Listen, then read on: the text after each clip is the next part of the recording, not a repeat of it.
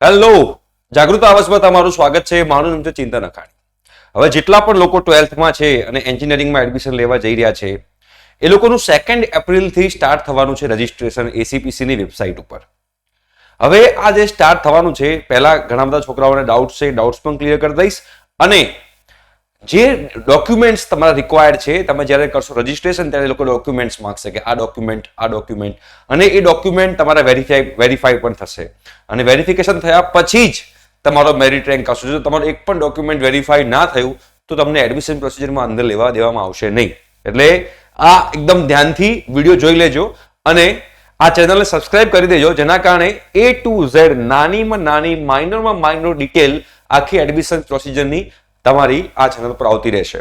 અને જો તમારે એડમિશન ગ્રુપમાં જોડાવવું હોય, તમારે ઝૂમના વેબિનાર અમારી સાથે એટેન્ડ કરવા હોય, એઝ વેલ એઝ બધી લાસ્ટ યરના કટ ઓફ ને બધી વસ્તુ તમારે અમારી સાથે કરવી હોય તો એક મોબાઈલ નંબર લખી નાખું છું, ફ્રી ઓફ કોસ્ટ છે, કોઈ ચાર્જ નથી. 9898500437 પર તમારે વોટ્સએપ મેસેજ કરવાનો છે કે સર મારે 12th પછીના એન્જિનિયરિંગ એડમિશનના વોટ્સએપ ગ્રુપમાં જોડાવવું છે. જે લોકો ઓલરેડી કરી દીધો છે, જે લોકો જોડાઈ ગયા છે, લોકો જોડાવાની જરૂર નથી. ઓકે, તો પહેલી વસ્તુ કે તમારા ડોક્યુમેન્ટ ક્યાં જમા કરાવવાના? તો તમે જ્યારે 2 એપ્રિલે તમે એસીપીસીમાં કરાવશો રજીસ્ટ્રેશન, તો ત્યાં આગળ તમારે તમારા ડોક્યુમેન્ટ અપલોડ કરવાના આવશે ઓનલાઈન. પછી તમારે ડોક્યુમેન્ટ વેરીફાઈ કરવા માટે કોઈ જગ્યાએ જવાનું છે? ના, તમારે કોઈ જગ્યાએ ડોક્યુમેન્ટ્સ વેરીફાઈ કરવા માટે કોઈ જગ્યાએ જવાનું નથી. ઓટોમેટિક ઓનલાઈન તમારું જે એકાઉન્ટ છે, જ્યાં તમે લોકોએ તમારા ડોક્યુમેન્ટ્સ અપલોડ કર્યા છે, ત્યાંથી જ એસીપીસી તમારા ડોક્યુમેન્ટ વેરીફાઈ કરશે. અને જો કોઈ ડોક્યુમેન્ટમાં ક્વેરી આવી કે ભાઈ આ ડોક્યુમેન્ટ બરોબર નથી, યા તો બરોબર સ્કેન થઈને અપલોડ થયું નથી, યા તો તમારે ખોટું ડોક્યુમેન્ટ અપલોડ થઈ ગયું છે, તો એસીપીસી તમારા એકાઉન્ટમાં રેડ કલરથી ક્વેરી લખીને આપશે કે ભાઈ તમને આ પ્રોબ્લેમ છે, ચેન્જ કરો. અને એક તમને ટાઈમ આપશે અને એ ટાઈમની અંદર તમારે એ અગેન જે ક્વેરી છે સોલ્વ કરી દેવાની. એટલે અગેન તમારું વેરિફિકેશન થશે અને પછી તમે લોકો એડમિશન પ્રોસિજરમાં પાર્ટિસિપેટ કરી શકશો. બટ એની પહેલા તમને લોકોને ખબર હોવી જોઈએ કે કયા કયા ડોક્યુમેન્ટ્સની જરૂર પડશે. અને આ ડોક્યુમેન્ટ્સ તમે તમારી સાથે રેડી રાખજો, બરોબર? એટલે કોઈ જગ્યાએ તમારે જ્યારે તમારું સ્ટાર્ટ થાય રજીસ્ટ્રેશન ત્યારે તમારે કોઈ ભાગદોડ ના થાય. ઘણા બધા સ્ટુડન્ટ્સ એમાં હેરાન થતા હોય છે. ફ્રી સીટ માટે પણ તમારે નિરમા છે, ડીઆઈઆઈસીટી છે કે પછી પીડીપીયુ છે, જે પણ સેલ્ફ ફાઇનાન્સ કોલેજ છે, એ તમામ સેલ્ફ ફાઇનાન્સ કોલેજની અંદર તમે લોકો ફ્રી સીટમાં સ્ટડી કરી શકો છો. કોઈ પણ કેટેગરી વાળા હો, SC, ST, SCBC, open category, કોઈ પણ કેટેગરી વાળા હો, તમે તમામ ફ્રી સીટમાં ભણી શકો છો. ઇવન ગવર્મેન્ટ કોલેજમાં પણ ફ્રી સીટમાં ભણી શકો છો, જેને કહેવાય છે TFWS. આ જે TFWS છે, જેનું નામ છે TFWS, જેનું ફૂલ ફોર્મ છે બેટા ટ્યુશન ફી વેવિયર સ્કીમ. એટલે કે તમારી જે ટ્યુશન ફી જે છે બાદ થઈ જાય છે, તમને માફ થઈ જાય છે. એના માટે તમારી ફેમિલી ઇન્કમ જે છે એ 8 લાખથી ઓછી હોવી જોઈએ. 8 લાખથી ઓછી હોવી જોઈએ. હવે આ કેવી રીતે મળશે? તો જ્યારે 2 એપ્રિલે તમે સ્ટાર્ટ કરશો એસીપીસી નું રજીસ્ટ્રેશન, ત્યાં આગળ તમને અંદર પૂછશે કે તમે TFWS માં આવો છો કે નહીં. જો તમે આવતા હો તો યસ પર ક્લિક કરવાનું છે, ના આવતા હોય તો તમારે નો ઉપર ક્લિક કરવાનું છે. રાઈટ? તો આ વસ્તુ તમે ખાસ અગત્યની ધ્યાનમાં રાખજો.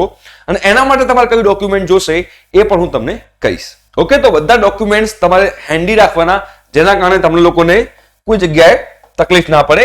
સૌથી પહેલા તો 10th માર્કશીટ, 10th સ્ટાન્ડર્ડની જે માર્કશીટ જે છે એ તમારે રેડી રાખવાની. રેડી રાખવાની. તમારે એની ડોક્યુમેન્ટને સ્કેન કરીને અપલોડ કરવાની છે. એટલે ઝેરોક્સ રાખવાની જરૂર નથી, ઓરિજિનલને સ્કેન કરીને તમારે અપલોડ કરવાની આવશે. 10th માર્કશીટ પછી આવશે 12th માર્કશીટ. હવે કહેશો સર 12th નું રિઝલ્ટ તો નથી આવ્યું. કશો વાંધો નહીં, ટેન્શન લેવાની જરૂર નથી. બીકોઝ 2 એપ્રિલથી તમારું સ્ટાર્ટ થાય છે રજીસ્ટ્રેશન અને એનું એન્ડ છે એ એન્ડ બહુ લેટ થવાનો છે. મે મહિનામાં એની લાસ્ટ ડેટ છે. ત્યાં સુધીમાં તમારે 12th નું રિઝલ્ટ આવી જશે અને 12th નું રિઝલ્ટ આવશે, તમારા સ્કૂલ વાળા તમને 12th ની માર્કશીટ આપી દેશે. એટલે તમારા લોકોને માર્કશીટ મળી જશે, જે તમારે સ્કેન કરી અને એસીપીસી ના એકાઉન્ટમાં અપલોડ કરી દેવાની છે. રાઈટ? એના પછી જે છે ગુજકેટ માર્કશીટ, બરોબર છે? ગુજકેટની જે માર્કશીટ છે એ પણ તમારા લોકોએ રેડી રાખવાની, તમારી જોડે હોવી જોઈએ. ઓકે, એના પછી JEE મેન્સ માર્કશીટ, આ માગે ના માગે આ બધી વસ્તુ તમારી જોડે હોવી જોઈએ. આ બધી વસ્તુ તમારી જોડે હોવી જોઈએ. તો આટલી તો બધાને કમ્પલસરી જે છે આ ડોક્યુમેન્ટ તો આટલા તમારી પાસે હોવા જોઈએ રેડી તમારા હાથમાં. હવે લોકો કેટેગરીમાં જે લોકો આવે છે એ, અને જે લોકો કેટેગરીમાં નથી આવતા ફ્રી સીટ વાળા, એના માટે બધી વસ્તુ તમને કહેવાનો છું. પહેલા આપણે વાત કરીએ કેટેગરીની. પહેલી કેટેગરી જે આવે છે એને કહેવાય છે ઓપન EWS. આનો પણ અલગથી રિઝર્વેશન કોટા હોય છે. આ સ્પેશિયલી ઓપન કેટેગરી વાળા માટે હોય છે. અને આ ઓપન કેટેગરી વાળા માટે પણ રિઝર્વેશન કોટા હોય, પણ એને કહેવાય ઓપન ઈડબ્લ્યુએસ, જેને કહેવાય ઇકોનોમિકલી વીકલ સેક્શન. વીકન મતલબ જે આર્થિક રીતે પછાત વર્ગ હોય પણ ઓપન કેટેગરીમાં આવતા હોય, જેની ફાઇનાન્શિયલ ઇન્કમ યરલી બિલો 8 lakhs હોય, બિલો 8 lakh હોય, તો એ લોકો ઓપન ઈડબ્લ્યુએસ માં આવી શકે. કહેવાય ઓન પેપર તમારો જે 8 લાખ થી ઓછી ઇન્કમ હોવી જોઈએ. એના પછી જે છે એસઈબીસી જે છે એને આપણે ક્યારેક ઓબીસી પણ કહીએ છીએ. બરાબર છે. આમાં તમારે શું જોઈશે? ઓપન ઈડબ્લ્યુએસ ની અંદર તમારું જોઈશે કાસ્ટ સર્ટિફિકેટ. આમાં તમારે જોઈશે કાસ્ટ સર્ટિફિકેટ. બરાબર, તમારું કાસ્ટ સર્ટિફિકેટ જે તમને મામલતદાર ઓફિસથી મળશે. કાસ્ટ સર્ટિફિકેટ કઢાઈ રાખજો. અને એ પણ સ્ટેટ લેવલનું, નેશનલ લેવલનું નહીં. ગુજરાત સરકારે તમને આપેલું હોય એ નેશનલ લેવલે, સેન્ટ્રલ ગવર્મેન્ટનું નહીં, સ્ટેટ ગવર્મેન્ટનું તમારું હોવું જોઈએ. એના પછી એસઈબીસી જે છે, ઓબીસી જે છે, એને 2 ડોક્યુમેન્ટ તમારે રાખવા પડશે. એક છે કાસ્ટ સર્ટિફિકેટ, એક તો તમારું કાસ્ટ સર્ટિફિકેટ રહેશે, અને બીજું રહેશે એનસીએલ, જેને કહેવાય નોન ક્રીમી લેયર સર્ટિફિકેટ જે કહેવાય. આ 2 સર્ટિફિકેટ તમારે લોકોએ રેડી રાખવાના. ઓકે, આ થઈ ગયું એસઈબીસી/ઓબીસી. હવે તમારે જે એસસી વાળા જે છે, એસસી વાળાને તમારે રહેશે કાસ્ટ સર્ટિફિકેટ. એસસી વાળા જે છે એને કાસ્ટ સર્ટિફિકેટ રેડી રાખવાનું છે. એસટી વાળા જે છે એને પણ કાસ્ટ સર્ટિફિકેટ જે છે એ રેડી રાખવાનું છે. અને બીજું, આ બંને કેટેગરીમાં જે આવતા હોય એ લોકોને ફ્રી શિપ કાર્ડ પણ આવે છે. આ ફ્રી શિપ કાર્ડ શું છે? આ જે ફ્રી શિપ કાર્ડ છે આ એસસી એસટી કેટેગરી વાળા લોકો માટે, જે લોકોની ફેમિલી ઇન્કમ એન્યુઅલી 2.5 લાખ 2.5 લાખથી ઓછી હોય, બિલો 2.5 lakhs, એ લોકોને ફ્રી શિપ કાર્ડ મળે છે. એ ફ્રી શિપ કાર્ડથી તમે ગુજરાતની કોઈ બી કોલેજમાં ફ્રી ઓફ કોસ્ટ મળી શકો છો. ફ્રી ઓફ કોસ્ટ કોઈ બી કોલેજ હોય, XYZ કોલેજ. તો એસસી એસટી કેટેગરી વાળાના ફ્રી શિપ કાર્ડ મળે છે. તો જેની ફેમિલી ઇન્કમ 2.5 લાખથી ઓછી હોય, બિલો 2.5 લાખ, ઓન પેપરની વાત કરી રહ્યો છું. તો આ થઈ ગયું open EWS, SEBC, OBC, SC અને એસટી. એના સિવાય એક્સ સર્વિસમેન મતલબ કે જેના ફાધર ડિફેન્સમાં હતા, બરોબર, રિટાયર્ડ થઈ ગયા છે, કાં તો પછી શહીદ થઈ ગયા હોય, તો એક્સ સર્વિસમેન યા તો ઇન સર્વિસમેન, યા તો ડિફેન્સમાં છે, યા તો હાલ સર્વિસ કરી રહ્યા છે, તો એનું તમારે સર્ટિફિકેટ લાવવું પડશે. બરોબર છે, એનું સર્ટિફિકેટ તમારે લાવવાનું છે. તમારા ફાધરના ઉપરી અધિકારી જે હોય એના તમને લોકો એ સર્ટિફિકેટ તમને પ્રોવાઈડ કરશે. એ તમને તમારા ફાધરને પૂછજો તો તમારા ફાધરની આ મધરને ખબર હશે કે આ એક્સ સર્વિસમેન અથવા ઇન સર્વિસમેનનું સર્ટિફિકેટ ક્યાંથી મળે છે. અને બીજું જે છે એ છે PW, physically handicap. PWH physically handicap જે હોય, જેને ખોડ કાપણો હોય એના શરીરમાં, તો એનું પણ સર્ટિફિકેટ જે છે એ રાખવાનું છે. કેમ કે જે એના અલગથી કોટા છે, જે ફિઝિકલી હેન્ડીકેપ જે છે એના માટે અલગથી કોટા છે. તો આ open EWS, SEBC, OBC, SC, ST અને એક્સ સર્વિસમેન, ઇન સર્વિસમેન અને ફિઝિકલી હેન્ડીકેપ, આટલા ડોક્યુમેન્ટ તો છે જ. હવે પેલી ફ્રી સીટ માટે શું છે? આ ફ્રી સીટ જે છે TFWS, આ ફ્રી સીટ માટે કોણ કોણ એપ્લાય કરી શકે છે?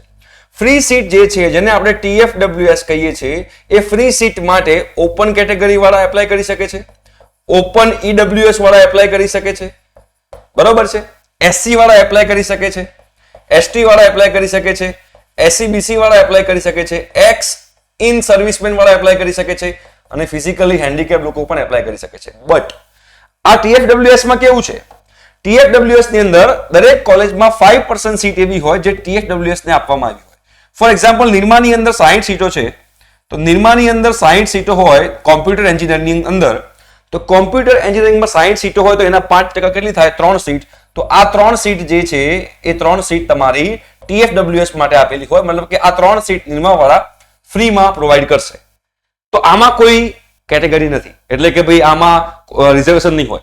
57 સીટ જે છે એમાં રિઝર્વેશન આવશે, આમાં રિઝર્વેશન ના હોય. 3 સીટમાં કોઈ પણ લગી શકે, જેનું મેરિટ વધારે હોય એ લોકો આમાં એપ્લાય કરી, એ લોકોને મળી શકે, બરોબર.